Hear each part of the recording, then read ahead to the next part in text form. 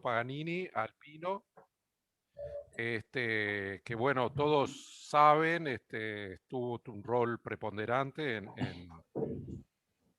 en la pandemia, en el trabajo en métodos cuantitativos. Y además, bueno, es un habitué de este seminario, digamos, no frecuente, pero cada tanto nos visita, también nos escucha. Bueno, Fernando tuvo una trayectoria muy notable en Uruguay, en Estados Unidos y de vuelta en Uruguay. Y bueno, digamos, creo que es un broche de oro para el seminario y también para el trabajo que hicimos en COVID desde el seminario. Así que muchas gracias, Fernando, todo tuyo. Bien, bueno, voy a compartir un segundito acá.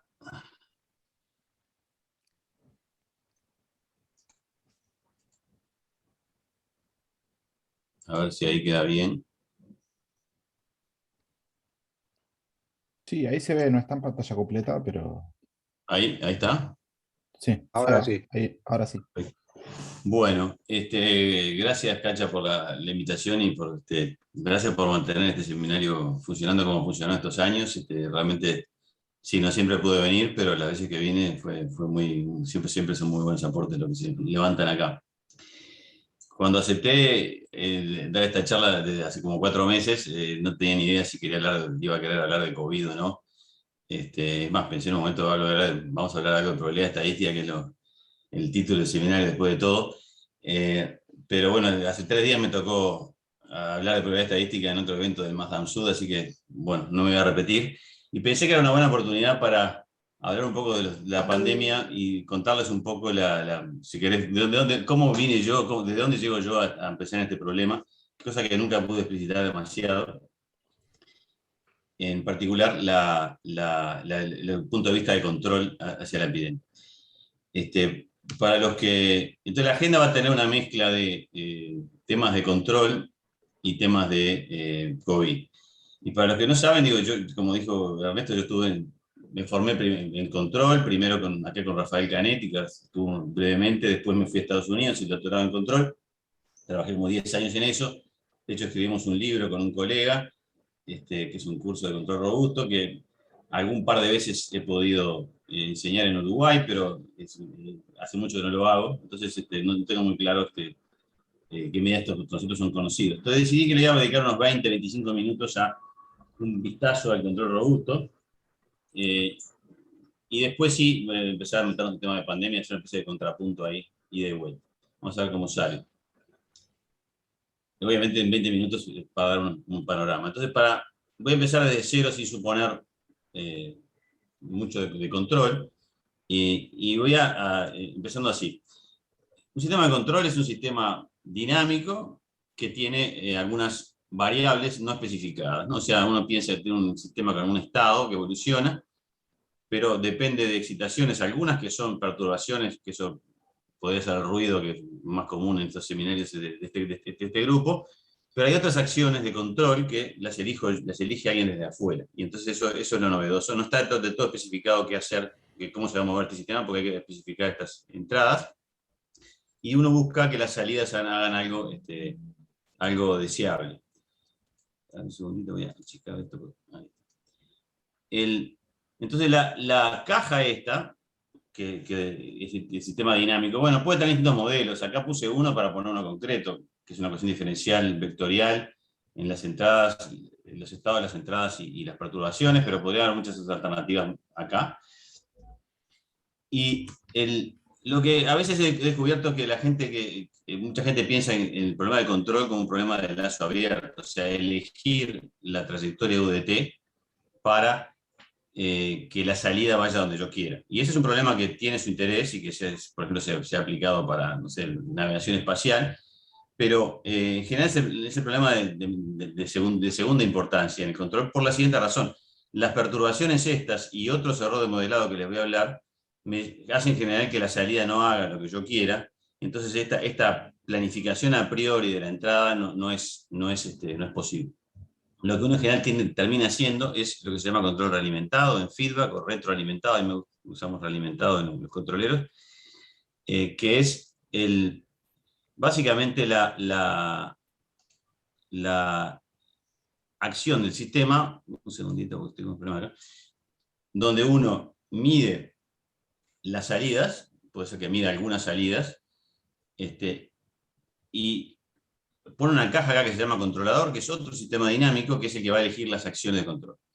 Y para lograr que las salidas hagan lo que yo quiera, o algunas salidas interesan lo que yo quiera. Entonces, el lenguaje es así, hay una planta, que es el sistema dado, yo tengo y tiene su dinámica propia, hay un controlador que yo tengo que elegir, puede haber incluso una consigna externa para seguir, bueno, entonces yo tengo que armar, ver qué pongo acá, y esto es mi grado de libertad para ver que el sistema completo se comporte como yo deseo. Entonces es un problema bastante abierto en cuanto al espacio en el cual busco el controlador.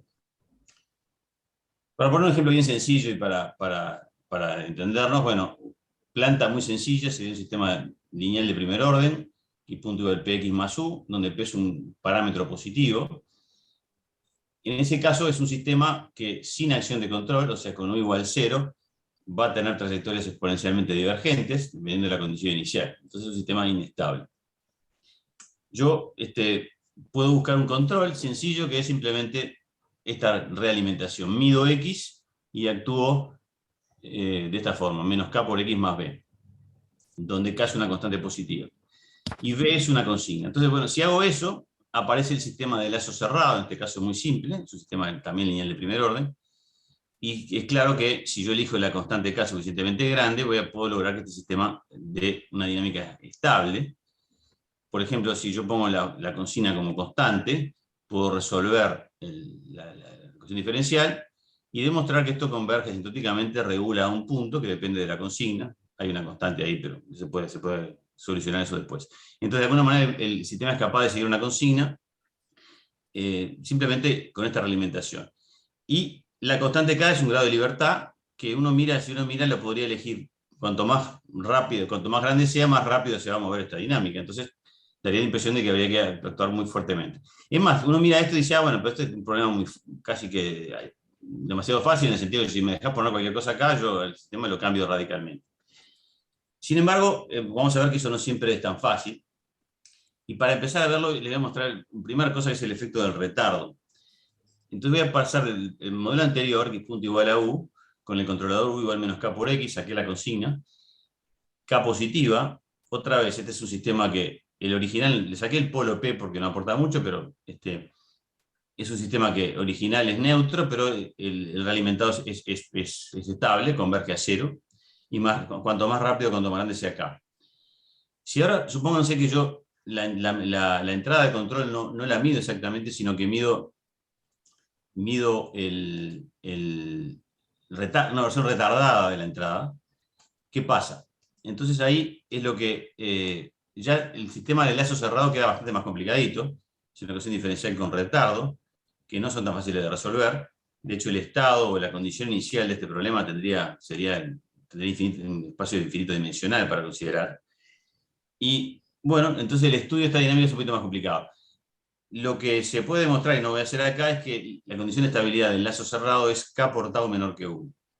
O sea, la constante k del controlador tiene que ser menor que 1 sobre tau para que el sistema se mantenga estable. Entonces, eso muestra que una vez que primero, dos cosas, que una variación en el modelo puede complicarme la vida, y en particular que lo que pasa acá es cuando se transpone este umbral, empiezan a haber oscilaciones en la dinámica. Y el ejemplo que incluso llegué a poner en la radio una vez es el ejemplo de la ducha, que es que cuando uno quiere controlar la ducha y es muy agresivo en el control por una constante K muy grande, como hay un retardo entre la canilla y el chorro, si uno se apura demasiado, pasa a un estado oscilatorio entre se congela y se quema alternativamente.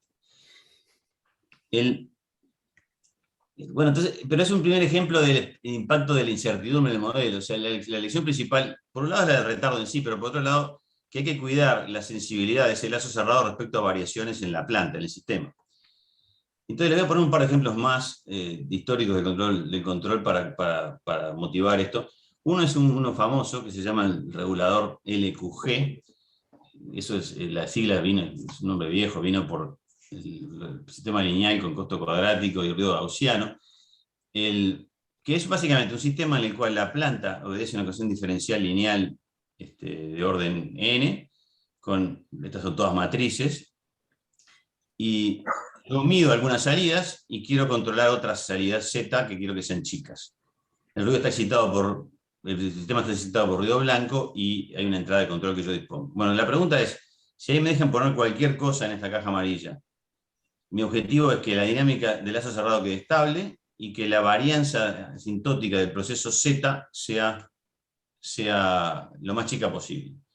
¿Qué tengo que hacer? Es un problema muy abierto en cuanto a que yo no especifiqué nada de la estructura del controlador. Sin embargo, tiene una solución conocida, que es que lo que tengo que poner acá es una dinámica del mismo orden que esta, con una matriz bien elegida, correctamente elegida. Entonces fue visto como un gran éxito de la teoría de control, que uno podía, en vez de salir a buscar caseramente controladores, probar cosas, uno podía formular un problema de optimización y que el problema le diera como solución el controlador óptimo.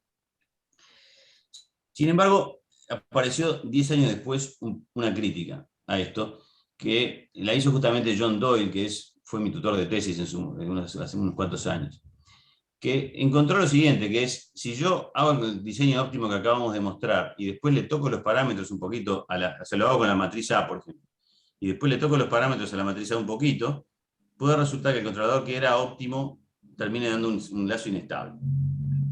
O sea, puede haber una gran sensibilidad de estos diseños respecto del modelo original. Y como uno nunca conoce los parámetros exactamente, hay un peligro.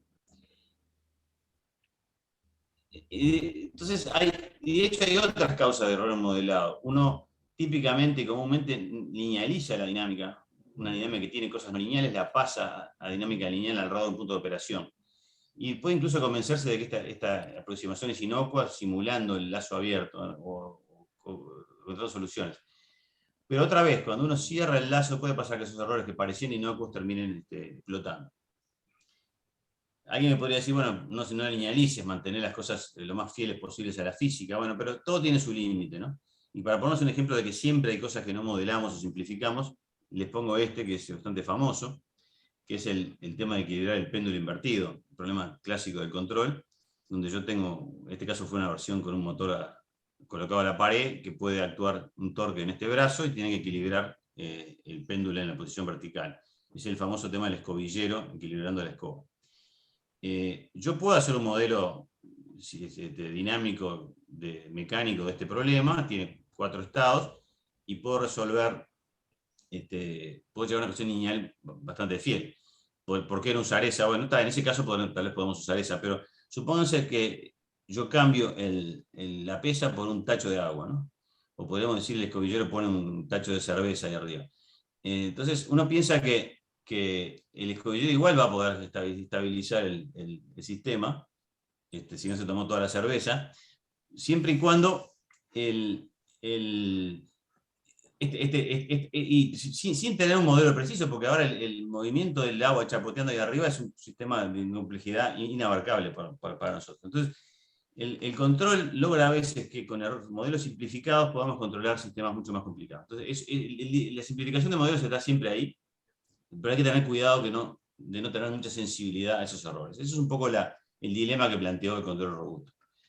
¿Cuál es el enfoque matemático del control robusto? Bueno, la idea es trabajar en un espacio funcional. O sea, las entradas y salidas de los sistemas se piensan como elementos de un espacio de funciones. Ahí puse el espacio L2 vectorial, que es uno de los más usados, donde la entrada, por ejemplo, es un vector que toma de tiempo t real, que toma valores en Rm, y la integral de la norma euclidiana cuadrada en el tiempo es finita. Entonces, ahí, en ese contexto, un sistema es un operador en el espacio, operador entrada-salida, y típicamente le pedimos que sea causal. Causal quiere decir que si la entrada arranca en un momento t0, la salida no puede arrancar antes, no puede anticipar la entrada. En este lenguaje, estabilidad va a estar dada porque este operador sea acotado, que no amplifique las señales más allá que tenga una cota de amplificación de señal. En particular, la norma que vamos a usar para medir el control robusto es normas inducidas en el espacio de funciones que estemos usando. La máxima ganancia, le dijimos los ingenieros, del sistema en norma. Y los errores de modelado que estuvimos hablando, en el control robusto se cuantifican como justamente errores en norma inducida. La más simple sería una bola alrededor de una planta P0 de radio epsilon. Bueno, uno querría que una propiedad para el sistema de control se cumpla no solamente para P0, sino que se cumpla robustamente en un entorno de la planta P0. Pero puede haber otras más complicadas de expresar la incertidumbre que simplemente la bola alrededor del punto. Lo importante es que uno le busca que las propiedades se cumplan no solamente en la planta nominal, sino con cierta robustez. Un par de cosas más de este tour del control robusto rápido, para llegar a después el mensaje que quería conectar con la epidemia. Una clase importante que se estudia mucho en el control son los operadores lineales que conmutan con el retardo, se les llaman lineales invariantes en el tiempo. Gente de ingeniería conoce de esto. ¿Qué quiere decir que conmutan con el retardo? Bueno, que si yo retardo la entrada, al operador P también es equivalente a la salida de ese retardo y por el mismo valor. Operadores de convolución cumplen esto. Y lo que más quería resaltar hoy es que esos operadores admiten una representación sencilla en la transformada de Fourier. La transformada de Fourier, esta sería la expresión, está dada en el espacio, tú que va al espacio L2 de funciones en el tiempo a L2 de funciones en una frecuencia, puede ser vectorial. Y en el caso de los operadores estos lineales en el tiempo, invariantes en el tiempo, del lado de Fourier se ven como una multiplicación. O sea, uno tiene la señal de salida Y es, tengo que checar de vuelta esto, perdón. La señal de salida Y es una función de la frecuencia multiplicada por la función de la señal de entrada U, donde en el caso general esto sería una matriz, porque los vectores, estos son variables vectoriales, pero veamos el caso escalar que alcanza para la intuición. Uno lo que hace es multiplicar, amplificar las frecuencias de U en distinta manera, y la máxima, acá está un dibujo de la amplificación, este sería el módulo de P de J omega. Uno mantiene la J en control, podría poner P de omega acá, pero se estila poner la J. La J que viene de acá, J es la raíz de -1 por las dudas, es el operador, la unidad imaginaria para los ingenieros. La I sería. Aquí tengo el pico de la ganancia de esta función. Esa es la norma inducida de este operador. Entonces uno puede justamente evaluar tamaños de operadores en el dominio de la frecuencia, en el caso de los invariantes en el tiempo. Y por último, o por penúltimo, un tema, ¿cómo se maneja la causalidad? Bueno, la causalidad quiere decir que si una señal está en el L2 de 0 infinito, empieza en 0, la salida tiene que cumplir lo mismo. Para las señales estas de 0 infinito, uno puede hacer esta evaluación, que es calcular la misma integral de Fourier, pero cambiando J omega por S, es un complejo arbitrario. Esta sería una transformada de Laplace con S compleja. Y eso permite extender la función transformada de Fourier, que uno normalmente la concibe en el eje imaginario, a todo el semiplano parte real de S mayor que 0. Entonces, ese cambio nos ubica en un mundo donde hay ahora las señales, y también los sistemas o los operadores tienen continuaciones analíticas del espacio de parte real positiva. Y eso introduce una cosa que se llama los espacios de Hardy, que son espacios de funciones analíticas, y la teoría de control robusto se desarrolló sobre todo al principio muy en torno a problemas matemáticos de los espacios de Hardy, problemas de interpolación y demás. Entonces fue una boom que hubo en los años 80 de estudiar métodos de control con estas herramientas de análisis funcional y funciones analíticas. Bien, vuelvo un poquito a tierra a un sistema de control y pongo uno muy sencillo, que es que es el lazo de control unitario.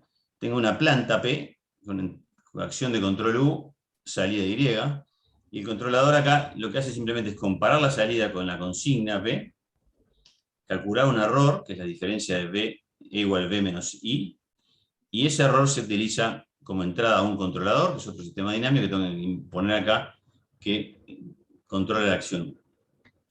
Si uno trabaja un poquito con estas ecuaciones, y acá cuando pongo productos estoy hablando, piensen en componer operadores, o en el caso de la frecuencia multiplicar simplemente en frecuencia, entonces la salida Y es P por U, P por K por E, es B menos I, y operando un poquito tengo esta ecuación, que es I más PK por E igual a B.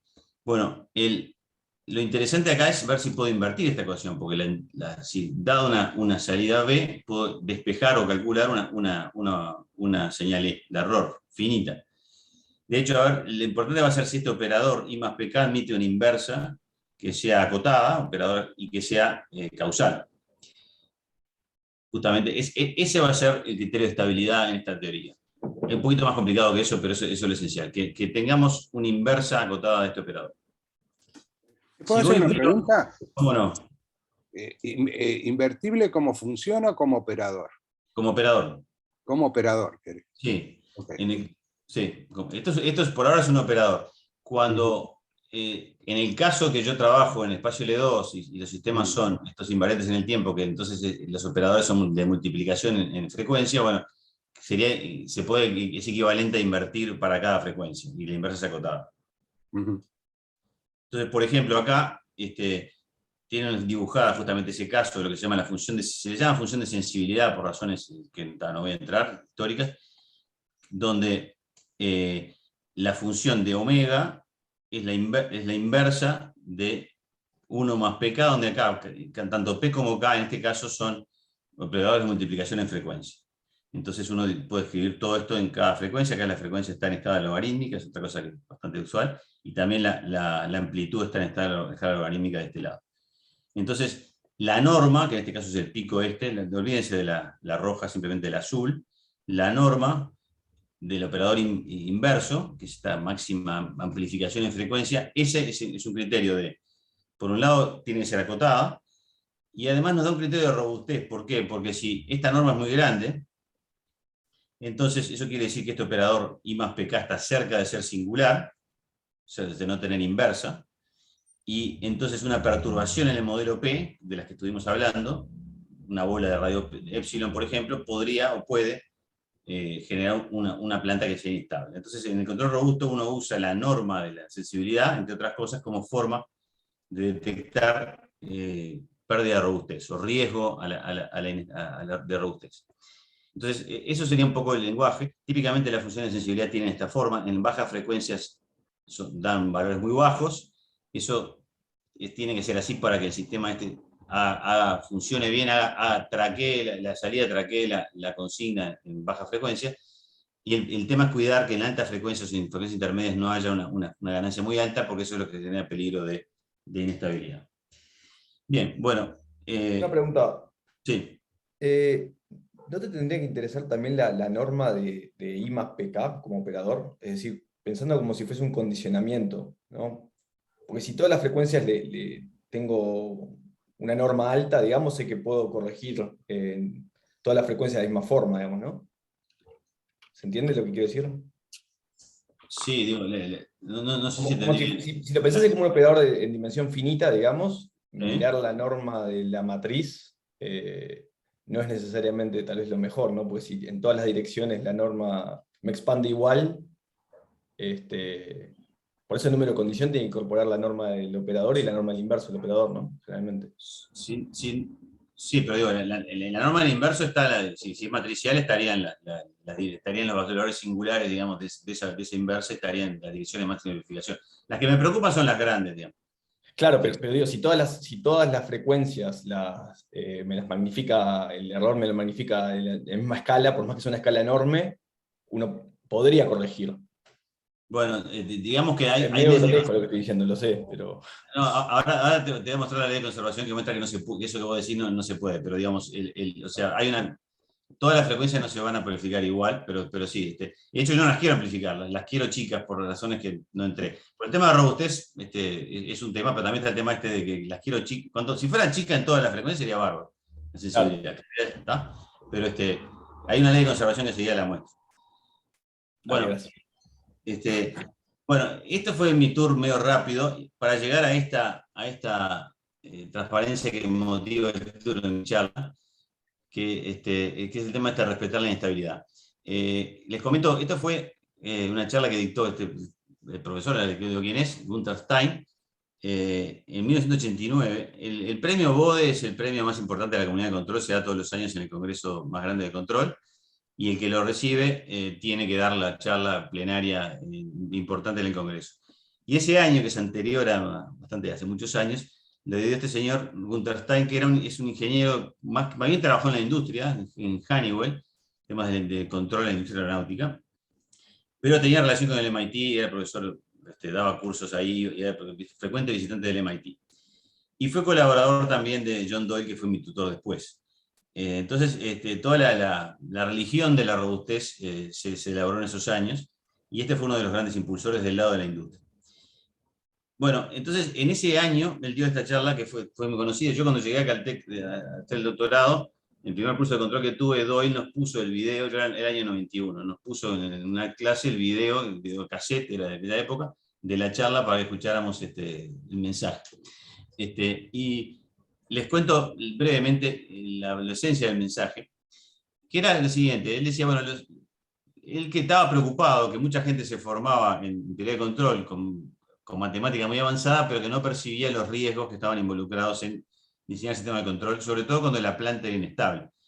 Se hacía en esa época, se estilaba a poner a propósito plantas inestables para darles, por ejemplo, a aviones mayor maniobrabilidad, aviones que tienen su inestabilidad propia y que se vuelven más maniobrables si son inestables. Entonces había una cierta moda de ese tipo, y él advertía sobre los riesgos involucrados y usaba la función de sensibilidad justamente como elemento para hacer su discurso. Hay un paper que salió después que tiene también estos elementos. Entonces hay unas integrales que se deben a Bode, de hecho, que es justamente unas leyes de conservación sobre la sensibilidad, que dicen básicamente que el integral del logaritmo de la sensibilidad en frecuencia, para cualquier sistema estable, tiene que dar lo mismo. Y si la planta, perdón, para cualquier lazo estabilizado, ¿no? Para cualquier sistema que esté en el espacio de Hardy correcto, ¿no? Tiene que dar lo mismo. Si la planta originalmente es estable, tiene que dar 0, y si la planta es inestable, tiene que dar básicamente una cantidad que depende de los polos inestables de la planta. Entonces, él lo planteaba como un tema de conservación de la Tierra, digamos. Dice, el sistema de control, básicamente lo que hace el diseñador de control es trata de sacar Tierra de las bajas frecuencias, que es donde uno quiere buena regulación, pero la tiene que poner en algún lado, porque la integral se conserva, entonces la pone en frecuencias más altas, y entonces corre riesgos de inestabilidad acá. Y si la planta es inestable, hay más tierra para repartir. Entonces los sistemas de control inestables son más difíciles de controlar. Él tiene un dibujo más gracioso donde cambia este tipo por una máquina, pero dice que el control moderno es lo mismo, pero más automatizado. Lo otro que advertía Stein, aparte del tema de la sensibilidad, eran dos observaciones más. La segunda es que, por supuesto, que los sistemas de control, si la planta es inestable, son críticos, ¿no? O sea, no puedo apagar el controlador. Eso parece obvio. Si tengo una planta inestable, el controlador tiene que andar todo el tiempo. Y eso, por un problema de ingeniería, tengo que asegurarme que no falla nunca. Y lo tercero es que... A ver. ¿Cómo? El ejemplo de Stein de eso es genial. Ya viene. Ay. El segundo tema es que si yo tengo un sistema inestable, la estabilidad que puedo lograr es asumo local. Esto es un tema de refiere a la no linealidad, que no he hablado mucho, pero que es que los controladores tienen rangos de actuación, y entonces cuando uno llega a los límites, inevitablemente la región de atracción en la cual uno estabiliza es finita, y depende de los límites de los actuadores. Entonces hay que tener mucho cuidado con eso también. Y sí, el ejemplo creo que es el que me citaba vos, Andrés, que pone Stein en su charla y que elabora mucho, como 20 minutos a estudiar el ejemplo de Chernobyl, que en aquella época era bastante reciente, donde justamente por no respetar la inestabilidad se generó lo que se generó, porque en particular se deshabilitaron algunas partes del controlador, no todo, pero algunas partes se deshabilitaron, se pasaron a manual para poder hacer un ensayo en condiciones no normales. Y también era una planta que por diseño tenía un rango de operaciones en las cuales era inestable. Entonces, bueno, no voy a entrar en detalles de eso, tampoco es mi especialidad, pero mostraba Stein cómo en cierto momento se pierde la estabilidad y se da la exponencial esta de potencia que terminó con el reactor. Entonces, lo ponía como advertencia de justamente los grandes riesgos involucrados con las plantas inestables. Y con esto termino mi tour del control robusto y sus cosas, y paso a la pandemia. Es un poco, vamos a ver cómo sale esto, pero quería introducir algunos elementos de eso. Entonces, bueno, tema de modelado de pandemias, ¿no? Cuando empezamos con esto, uno empezó a aprender sobre qué había, y rápidamente hay distintos tipos de modelos, me creo que vale la pena clasificarlos. Están los modelos macroscópicos, que usan variables de poblaciones grandes, susceptibles, infectados, etc. De eso vamos a hablar bastante. Tienen la ventaja de que tienen ecuaciones diferenciales y nos muestran la dinámica de los contagios, y que hay pocos parámetros para seguir y para estimar. Después hay modelos mucho más grandes que básicamente simulan agentes individuales que interactúan y se contagian, y uno puede poner ahí muchísimos más detalles sobre el problema, la demografía, etc. Y hay grupos en el mundo que tienen claramente especialización en esto y tienen grandes sistemas de computación armados para hacer esto. Nosotros no hemos corrido estos modelos en Uruguay, que yo sepa, mayormente algunos grupos pueden que lo hayan hecho. Y después sí están los modelos de caja negra o regresiones, estimaciones que uno hace para tratar de ver qué está pasando, que mucha gente hizo al principio de la epidemia pasada, y nos dan a lo sumo información de corto plazo, pero también a veces revelan algunas correlaciones interesantes. Entonces, todos tienen su rol. Yo voy a hablar más bien del primero, que son los modelos macroscópicos, y voy a hablar del más conocido y más simple, que es el modelo SIR, después le agregamos alguna complicación. El modelo dice básicamente que hay 3 variables de estado, que son las poblaciones susceptibles, infectadas y removidas, que serían curadas o fallecidas. El total es constante en este modelo, es una población total, por ahora le voy a llamar N, después la voy a normalizar. Y la dinámica es más o menos así.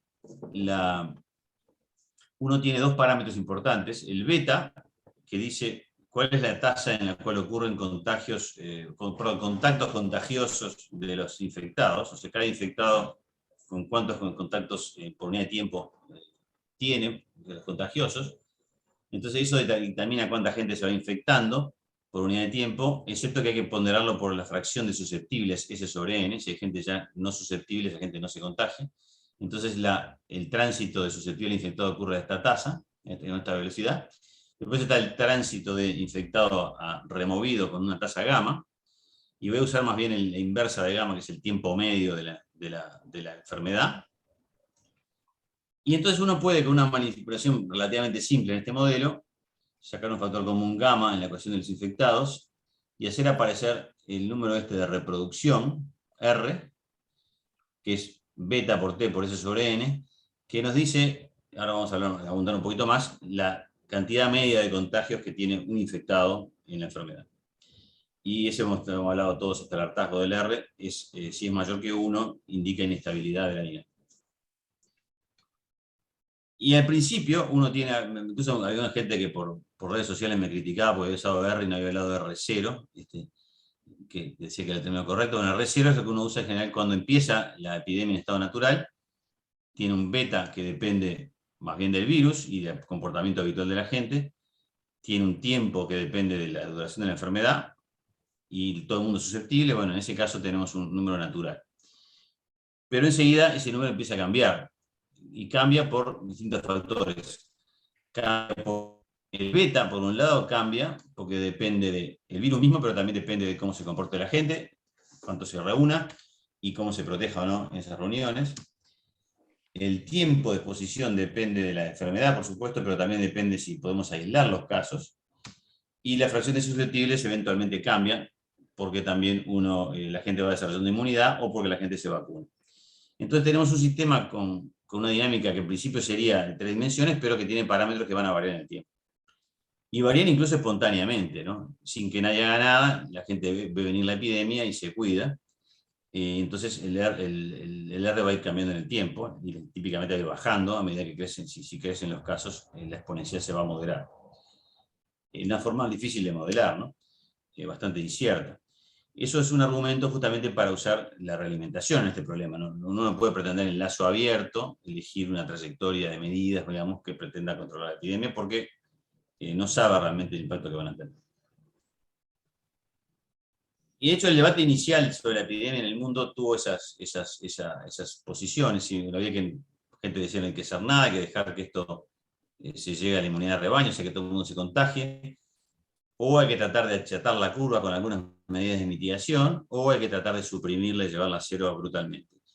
Y de hecho, un primer paper bastante influyente que hubo sobre esto, que fue el del grupo de Imperial College, que es gente que tiene mucha experiencia hace muchos años simulando modelos, de hecho este modelo era microscópico del tipo de agentes, hizo una especie de ensayo. Obviamente estas trayectorias no hay que pensarlas como una predicción, sino como un experimento mental. Bueno, ¿qué pasaría si con algunas aproximaciones? Bueno, y vieron que digamos que incluso las medidas de mitigación estaban lejos de lograr controlar los números dentro de lo que eran las capacidades sanitarias del Reino Unido en ese momento.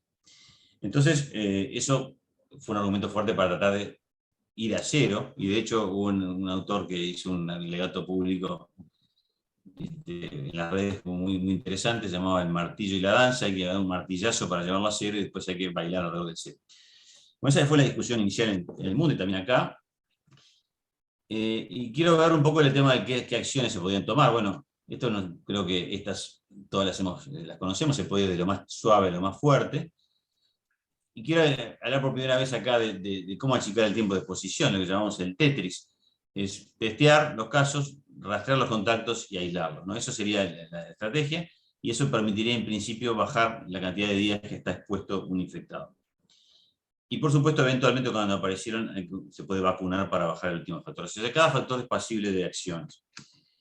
Y en Uruguay, como recordarán, los primeros meses se tomaron algunas medidas de estas, no las más duras, y del lado del Tetris no se pudo hacer demasiado, pero sí se cuarentenó a la gente los casos que eran sospechosos en los primeros días.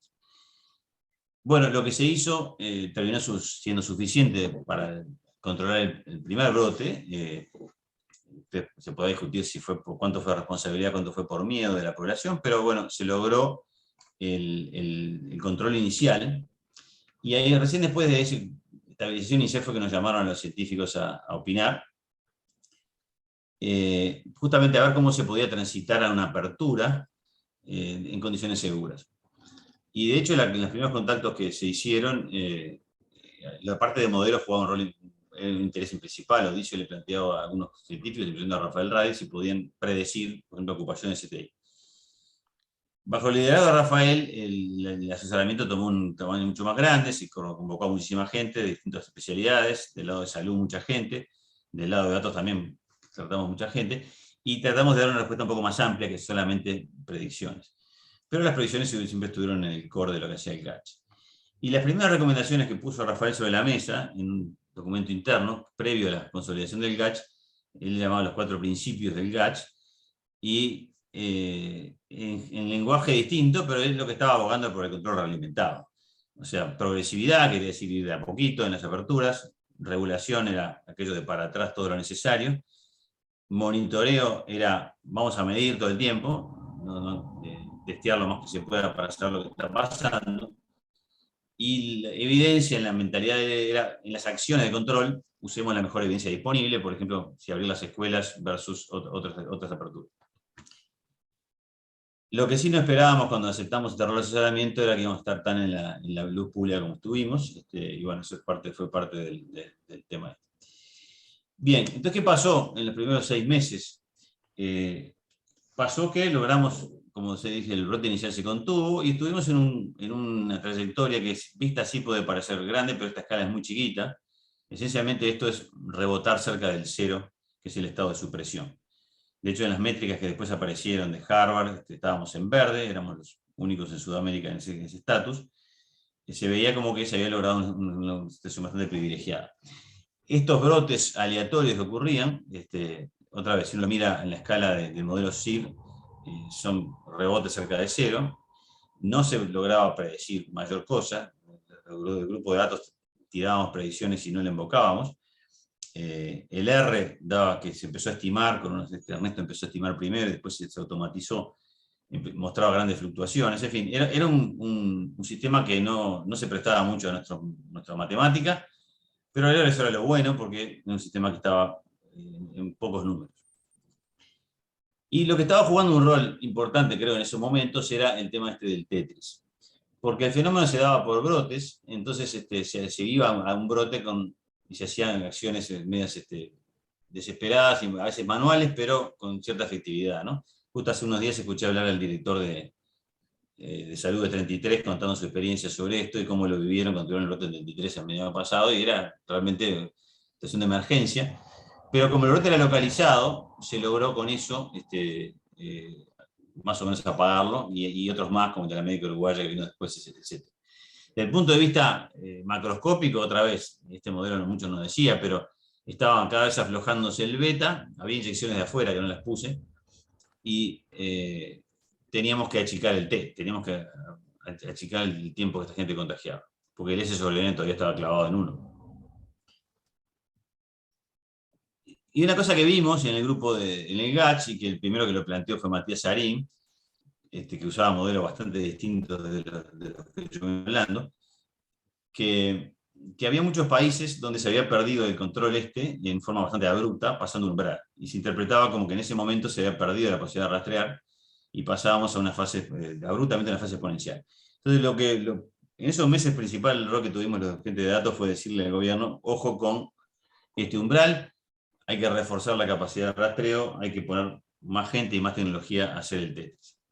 Cosa que fue gradualmente incrementado en el segundo semestre.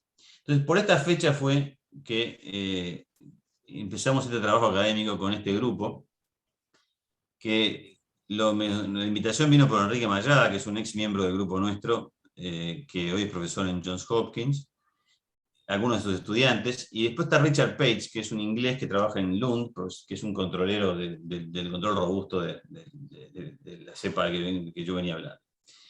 Y ellos estaban haciendo un grupo de trabajo tratando de hacer modelos para la epidemia de distintos tipos, incluso modelos para el beta.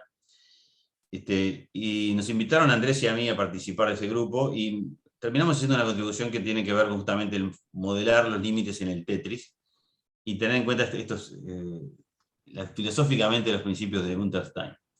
Este trabajo, los tiempos de la comunidad de control son muy largos, ya hace un año que está presentado, fue revisado una vez, creo que va a salir, pero claramente para la próxima pandemia. Si el objetivo era hacer un special issue para la pandemia, será para la próxima. Entonces, ¿qué cosas pusimos ahí? Bueno, una primera cosa es justamente agregar cuarentenas al modelo SIP. Entonces, uno parte del modelo original acá, y acá puse la población a N+1 para simplificar, y uno lo que hace es identificar que hay una población Q de gente que está cuarentenada, y por lo tanto no contagia. Entonces, en vez de I pone I-Q en la parte de infecciones. Después los contagios, los I totales son los que después participan de la parte del final de la dinámica. Pero la pregunta es, bueno, ¿cómo se determina este Q? Y depende de un modelo del Tetris. Entonces, un modelo simple que planteó primero Richard Page era, vamos a hacer lo siguiente, vamos a suponer que una fracción alfa de los infectados se detecta y se cuarentena con un retardo tau. Entonces aparece en la dinámica esta un retardo por el tiempo de detección. Bueno, uno puede analizar esta dinámica, linealizar alrededor del punto de supresión, el punto que desea quedarse, que es el punto 1,00, y se puede demostrar que el rango de estabilidad, así como yo al principio les hablé del tau por gamma menor que 1, bueno, este sería tau por gamma menor que 1, este sería el correlativo para este problema. Una expresión que depende del tiempo t de la enfermedad naturalmente, y depende del R0 de la epidemia y del factor alfa, que es la fracción que uno logra detectar. De hecho, después Andrés desarrolló una interpretación para esta condición, demostrando que era equivalente a un número de reproducción efectivo menor que 1, donde el número de reproducción efectivo sería beta por el tiempo esperado que uno está contagiando, que es, según con probabilidad alfa, es el tiempo de enfermedad minimizado, mínimo con tau, y con probabilidad de un mensaje es todo el tiempo de la enfermedad, y suponiendo que la enfermedad es exponencial de parámetro gamma, no llega a esta fórmula. En particular, esto nos da un rango donde uno tiene el R0 y acá sería el cociente entre T y sobre tau, el rango de estabilidad, y para distintos valores de alfa. Entonces nos dice, por ejemplo, que si yo tengo un R0 de 3, que es lo que lo que se preveía para el COVID al principio, y dura 10 días, bueno, tendría que poder aislar a la gente en 1.8 días para poder estabilizar esta epidemia por esta vía. O sea que es bastante exigente el criterio. Si el R0 baja, que es lo que uno presume que ocurre después con las medidas sobre el beta, bueno, tal vez tenga un poco más de tiempo, pero eso muestra lo crítico que es la velocidad. Después, otro resultado que aparece en ese trabajo es un límite más fundamental, que es decir, bueno, mira, olvidémonos, porque eso es muy específico del modelo SIR, pero ¿qué pasa si no tengo modelo SIR? Bueno, supónganse que tengo cualquier planta que tiene un polo inestable, o sea que tiene una respuesta natural que incluye una exponencial de parámetros PT. Si no lo controlo, va a haber una solución PT. Y supónganse que lo conecto en feedback como mostré antes, el lazo de reglamentación básico, y pongo un retardo puro en el controlador. Bueno, con esos solo dos ingredientes, usando estos argumentos de espacio de funciones analíticas, se demuestra que la función de sensibilidad tiene una norma que por lo menos es E a la P por tau. No puede ser menos que eso. O sea, de alguna manera E a la P por tau es un número natural porque es el tiempo que tiene la respuesta natural antes que yo actúe con el retardo. Entonces, menos que eso no puede ser la norma del operador ese de sensibilidad. Y otra forma de escribirlo sería, que se puede usar también, es pasar a base 2 el exponente y escribir estos 2 a la tau sobre tau, TD. Acá tau es el retardo y TD es el tiempo de duplicación de la enfermedad en su estado natural. Es un poco lo que Ernesto seguía febrilmente en diciembre, el tiempo de duplicación. Entonces esto nos dice que hay un límite fundamental de esta función de sensibilidad que otra vez mide el rango de estabilidad o el margen de estabilidad, que depende del tiempo tau que yo reacciono. Y si reacciono mucho más tarde que esto, presumiblemente esto se va a ir muy para arriba. Pero otra vez, estos no son números que vayan a ser operativos o cuantitativos, sino que son cualitativamente nos dicen cuál es la naturaleza del fenómeno. Otro modelo más que introdujimos en este momento, y ahora este modelo es más del tipo tradicional, es poner un compartimento para los cuarentenados y hacer la transición de infectados o cuarentenados con un parámetro de tasa mu. De hecho, este modelo estaba estudiado en la literatura. Lo usamos para justamente estudiar el tema de la saturación de la capacidad de TDs. Entonces, primero, sin saturación, básicamente lo que uno hace es, si uno tiene una tasa mu suficientemente grande, va a lograr que el R efectivo de esta epidemia, que termina siendo este valor, beta sobre gamma más mu, o sea, se saca de infectados o a curarse o a la categoría cuarentenado, si ese es menor que 1, esta epidemia se estabiliza.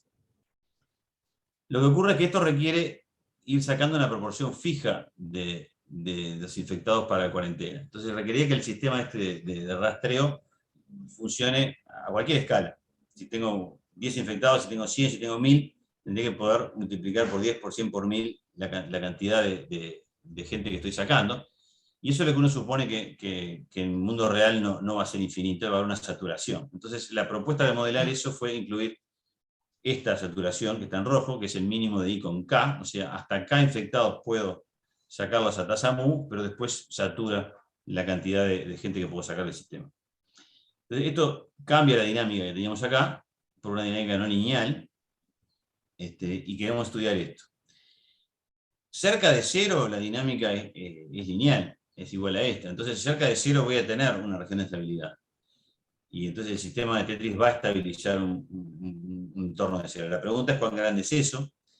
Y una forma de estudiar esto es decir, bueno, aproximemos esta dinámica, la del I, alrededor del punto de todo el mundo susceptible, que todavía seguía siendo en Uruguay la cosa hace un año más o menos. Casi todo el mundo susceptible. Si uno mira esta ecuación, ahora le queda así, solamente en I, y casi una constante, lo que observa es que hay justamente una región de estabilidad cerca del 0, donde la ecuación de primer orden va para el 0. Esa región incluye el K y un poquito más, pero después hay un umbral y estrella a partir del cual la dinámica de grado. Esa es una forma sencilla dentro de este tipo de modelos de incluir el famoso tema del efecto umbral del Tetris, que ya les mencioné, Matías, Arim y otros modelaban de formas muy distintas y cualitativamente llegaban a conclusiones similares. Esto sería una dinámica estudio simplificado. Después se puede hacer un estudio más de plano de fase, que se parece un poquito más a lo que decía Matías, donde uno ve la dinámica y según la cantidad, la condición inicial, hay un caso en el cual este sería la trayectoria, esta rosada es la que se controla sin límites, la roja donde hay un límite de capacidad de Tetris. Si arranco muy cerquita, controlo, pero si arranco más lejos me voy. Esa sería un poco la estructura. Y también se estudió, eso no lo voy a comentar, qué pasa, porque en realidad este modelo es un poco optimista en cuanto a que supone que todos la capacidad de Tetris se usa en gente que está afectada y se aprovecha. En realidad, hay parte de la gente que se testea que no estaba infectada y que se cuarentena preventivamente los contactos y después vuelven a ser susceptibles. Entonces, esa dinámica es un poquito más compleja, pero igual tiene una dimensión un poco más grande, pero igual tiene cualitativamente el mismo fenómeno. Bien, entonces es un pasaje de vuelta por lo teórico para que vean más o menos qué hicimos en ese trabajo, que muestra otra vez que da un poquito de soporte al concepto ese de que hay un umbral que no hay que superar en el Tetris. Bien, entonces para terminar la charla, y creo que quedan más o menos 10 minutos, voy a hablar de qué pasó después en el Uruguay, ya viendo el tono más de Gach, de visión Gach del mundo. Y obviamente lo que pasó a fin de año es que entramos en la fase exponencial y todos esos modelos que no nos andaban empezaron a andar demasiado bien. La exponencial se observó de forma muy expresa. Este es el monitor de datos que hizo Andrés, basado en los métodos que estudiaron con el CACHA, la librería EPI-STEAM. El R empezó a estar en forma estable, arriba de 1, 1,2, 1,3. No parece mucho, pero esa cantidad sostenida en el tiempo con un intervalo de confianza chiquito termina siendo bastante importante como exponencial.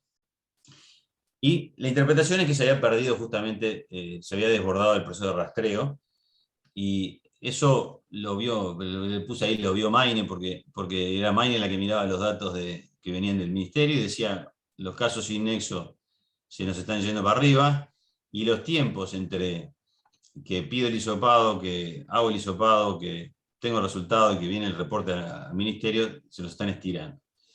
El T pasa a ser D' más grande y entonces evidentemente el R pasa a ser R' más grande. Y lo único que queda en esta situación es actuar sobre el viejo querido beta, que es el de las restricciones de contactos. Ese es el mensaje que había que pasar, y en el grupo de datos estábamos bastante convencidos de mediados de noviembre que eso se venía así. Llevó un tiempito pasar el mensaje, primero al resto del grupo GACH, porque no todo el mundo tiene la misma información y no siempre es obvio lo que uno ve como claro. Me acuerdo de una reunión muy importante con el grupo de salud, en la cual la gente de datos más o menos mostró proyecciones y convenció de que esto se venía. Después convencer al gobierno de que esto y por última convencer a la población. Para eso se sirvieron los modelos de corto plazo que hizo Andrés. Este es un modelo en el cual se estimó, con los datos del 1 de diciembre, cuál era el R, y después hizo una proyección como si ese R se mantuviera una semana en adelante. Y estas oscilaciones son porque le puso un poco un ciclo semanal que se observaba en los datos. Y se ve el crecimiento ahí, y después se compara el crecimiento proyectado en verde y su intervalo de confianza con lo que se estaba observando y estaba invocando demasiado bien. Lo mismo para proyecciones sobre la ocupación de CTI, donde ahí se sube un modelo de caja negra, una correlación entre activos y CTI, que andaba bien, y con esta proyección de la dinámica se llegaba a proyecciones de CTI que también se cumplían y que amenazaban mucho para el fin de año. Entonces, con este tipo de herramientas de proyección de corto plazo se logró, creo, pasar el mensaje. El gobierno tomó algunas medidas, y otras vinieron solas, como el fin de año escolar. Y bueno, la epidemia siguió su curso. Acá, hasta fin de año, había bajado por encima de la proyección, pero no demasiado, lo mismo con los CTIs. Pero a mediados de enero fue que tuvimos el pico y logramos después una bajada de los casos, que era lo que estaba buscando, ¿no? Acá obviamente intervienen muchos factores, y es difícil delimitar cuáles, pero la exponencial esta agresiva que estábamos viviendo se había logrado frenar en ese momento. Lo que estábamos preocupados, obviamente, era qué pasaba cuando se terminaran las vacaciones. Y unos números muy a buen cubero, muy ojo de buen cubero que hicimos, dijimos, bueno, si llegamos a 200 casos, el Tetris puede funcionar bien y puede tratar de mantener la cosa aguantada cuando se reabra las escuelas, porque no se llegó a 200, se estabilizó lo de 500 y después vino el rebote. Este es el momento del famoso documento del 7 de febrero del GACH, que fue hecho entre nosotros y también la gente del área de salud, que intentó primero ver una experiencia internacional. Álvaro Cabana, Lorena Echeverri hicieron muchos estudios y otros más, ver la experiencia internacional y decir, bueno, cuáles son la experiencia de medida que se han tomado, en qué situaciones. La OMS tenía ahora unos documentos que tenían una especie de tabla un poco más completa de acciones versus situación y acciones, que la adoptamos, aunque yo me adelanto a decir que a mí no me convencía mucho esta tabla, porque en particular no tenía nada de dinámica esa tabla. Era una tabla que con la foto de hoy tomaba las acciones de hoy. Eso es algo que en control sería como que el mapa K, el controlador, tenga que hacer una función estática sin memoria. Y eso es una limitación grande. En particular no es lo mismo actuar frente a la foto de hoy si está subiendo que si está bajando. Pero bueno, era lo que había y fue lo que consensuamos. Pero tampoco era un control automático esto. No, era porque nadie, como siempre, hay mucha incertidumbre en el efecto sobre el beta. Entonces se hizo una tabla, pero después cuando se reclamaba si se cumplía el 100% o el 80% de la tabla, parecía que se estaba atribuyendo a nuestra tabla un valor por encima de lo que podíamos realmente ofrecer. Pero bueno, lo que sí pasó es que aumentó la movilidad, y la pregunta es si eso impactaba, cuán fácil iba a ser predecir si eso impactaba a los contagios. Y yo tengo que confesar acá que yo era de los escépticos. Yo pensaba que estas medidas de movilidad que hacía Google y Antel, por ejemplo, medir cuánta gente se mueve la gente en sus celulares, no iba a tener muchas posibilidades de predecir la epidemia. Y después, sin embargo, los otros colegas, Marcelo Fiori, que está acá, y otro más, después lo nombraré, lograron una correlación bastante sorprendente entre la movilidad medida por estos métodos y el R de la epidemia, con un retardo de 2 semanas aproximadamente. Lo cual yo todavía no tengo una explicación muy intuitiva, pero 2 semanas después de un aumento de movilidad se vio un correlativo aumento del R. Esto fue hecho probablemente retrospectivamente, pero muestra que cuando en febrero aumentó la movilidad iba a tener un impacto sobre los contagios a partir de marzo. En marzo, claro, llegaba el otro factor, que es en las vacunaciones, que es, una vez que empezaron, tuvieron un ritmo bastante acelerado, y entonces permitían decir, bueno, tenemos una lucha entre dos herramientas, la que sube y la que baja. Estamos aumentando el beta, pero está bajando, ahora finalmente va a bajar el cociente ese sobre N. Hay que notar, sin embargo, que las vacunas no son 100% efectivas, así que no es lo mismo el cambio de este cociente que el porcentaje de vacunación, que es el que indica esta gráfica, y tampoco es instantáneo, hay unos retardos, 2 dosis, 2 semanas para llegar a la inmunidad. Entonces, eso hace que el efecto de las vacunas probablemente corra un poco de atrás al efecto de movilidad.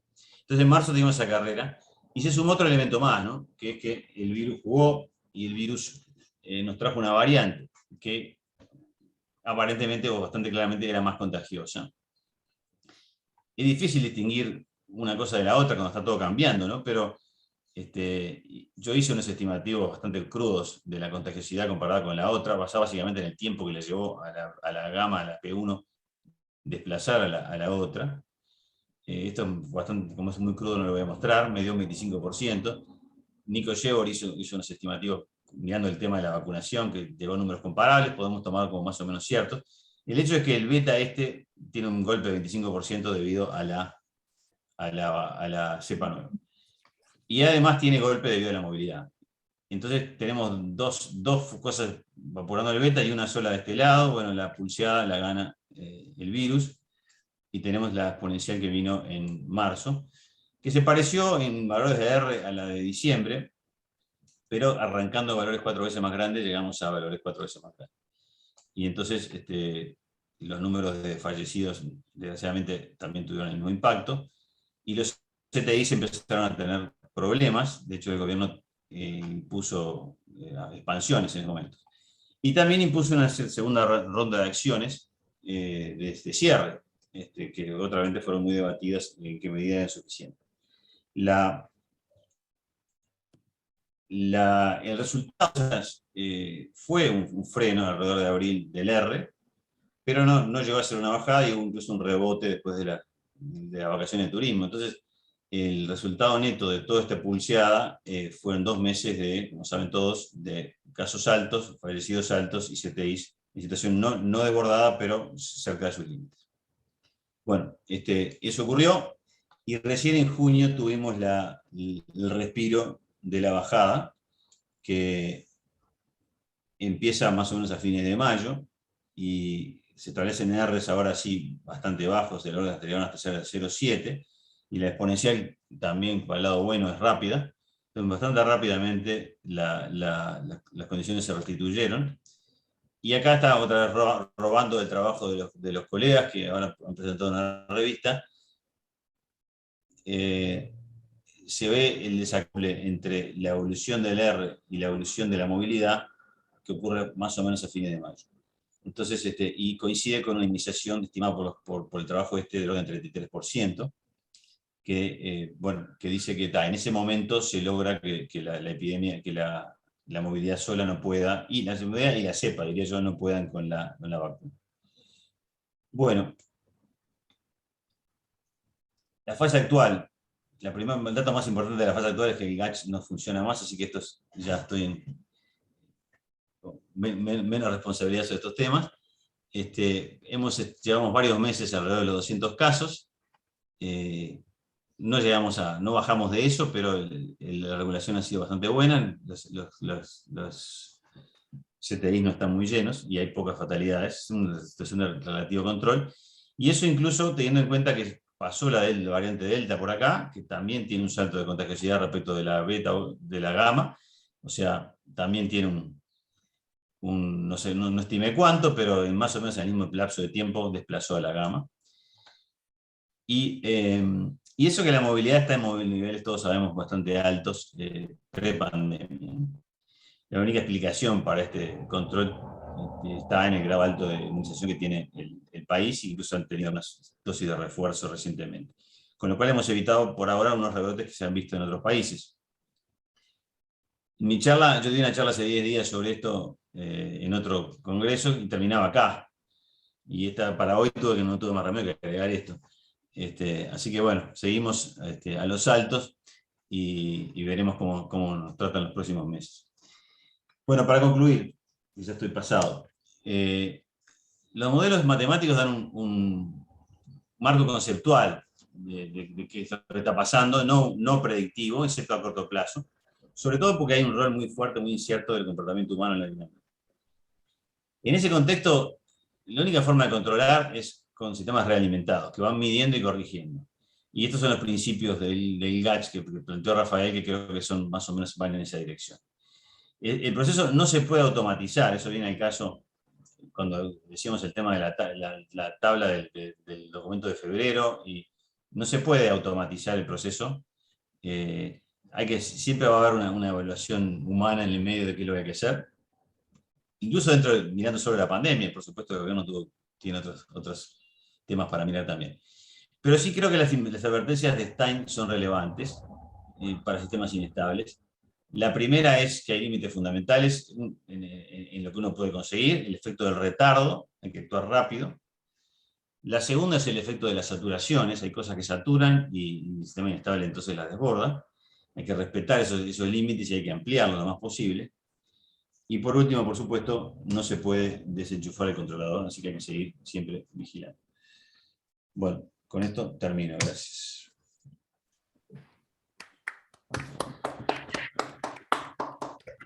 Muchas gracias, Fernando. Cacha. No, nada. Preguntas. No, pero coordinamos la parte de preguntas. Si bueno. Preguntas, entonces. Muchas gracias, Fernando. Tengo una pregunta. ¿Las vacunas son peligrosas para Nini? ¿Cómo? ¿Las vacunas son peligrosas para Nini? ¿Está bien? Hay que preguntarle a Stein. Debidamente imantado. Yo tengo un comentario. Ayer fueron 313, no 200. Ya sé, eso fue, Fue la semana pasada, capaz, ese número.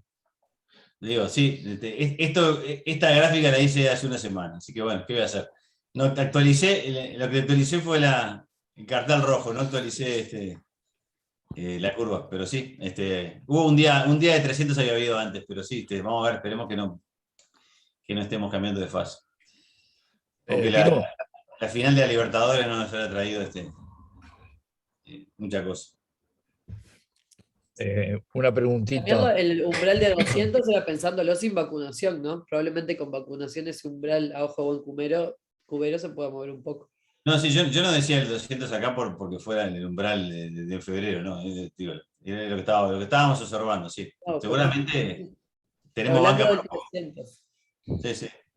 Gerardo, ¿querías Sí, preguntar algo? sí, una pregunta sobre la movilidad. Hiciste una revisión rápida de los modelos, CIR, etcétera. No hay gente que esté modelando más finamente la movilidad de las poblaciones y su impacto. Vos hablaste de las medidas que promovió Google, pero integrado eso en los modelos. La respuesta es sí hay gente, yo no estoy demasiado interiorizado de los detalles. Hubo gente en Uruguay que hizo modelos compartimentales con regiones. Lo que pasa es que el número de parámetros que aparecen ahí son muchos. Mirá, Maine vino acompañado. Los modelos, aparecen muchos parámetros, resulta bastante difícil hacer estimaciones de esos parámetros. Pero sí, hubo algunos grupos locales que lo hicieron, de repente Ernesto puede decir más que yo. Creo que internacionalmente tal vez haya más experiencia. Pero el problema de esto es uno pone parámetros, pone compartimentos, y después hay que estimar una cosa muy grande que va variando, como digo, por cosas mucho más gruesas, como que la gente se asusta, etc. Entonces es difícil pretender predecir con eso. Y estudio de sensibilidad a los parámetros. Yo, como mucha gente modelado, estuve mirando, ¿no? Lo que hacía la gente. No vi estudios finos sobre la potencial fuerte dependencia a los parámetros en los resultados, ¿no? Sí, O sea, estudios finos. Ver si había mal condicionamiento, etcétera. Estudios finos, sí, tenés razón, digo, no sé cuántos hay. Yo estuve en lo que respecta a mí personalmente, este año y pico lo que tuve tiempo para hacer no fue muy fino. Pero sí, digo, grupos académicos. Yo sé que hay mucha gente que ha mirado modelos más detallados, pero pretender que predigan más difícil. Por eso yo me quedo con los principios más así, más gruesos, que es lo que traté de expresar acá, y creo que tiene un anclaje en el concepto básico del control, pero no paso de ahí. Gente del INCO, del GIAD, bueno, del GACH también, hicieron un modelo con los datos de censo de movilidad de 2011. En particular predijeron el brote en Libertad que hubo, no sé si se acuerdan, porque hay mucha conectividad entre Libertad y Rivera, cosa que para nosotros era... Cierto. Sí, pero predijeron es un decir, porque son cosas que... O sea, explicaron el brote de Libertad. Sí, no lo predijeron, Creo que pero tenía alta probabilidad que pasara. Dieron una tabla de probabilidades de qué zonas se podían contagiar si había un brote en Rivera y Libertad estaba arriba y pasó. Fue una cosa así. ¿Cómo es la gente, Maine? Jorge Vizca y Javier Valiosian. Eso, Javier, ahí está. Bueno, más preguntas, comentarios. Ricardo. No, yo tengo un comentario jocoso, que es que el otro día fui a Buenos Aires, por unos poquitos días, a ver a mis nietos de allá, y en el asiento de al lado, ¿sabes quién estaba? Carmela. la famosa Carmela. Entonces está bien, Ricardo, pero está bien. Y me empezó a contar de los juicios que le está haciendo a la televisión argentina y lo mal que la pasó, horrible. ¿No aprovechaste para agradecerle?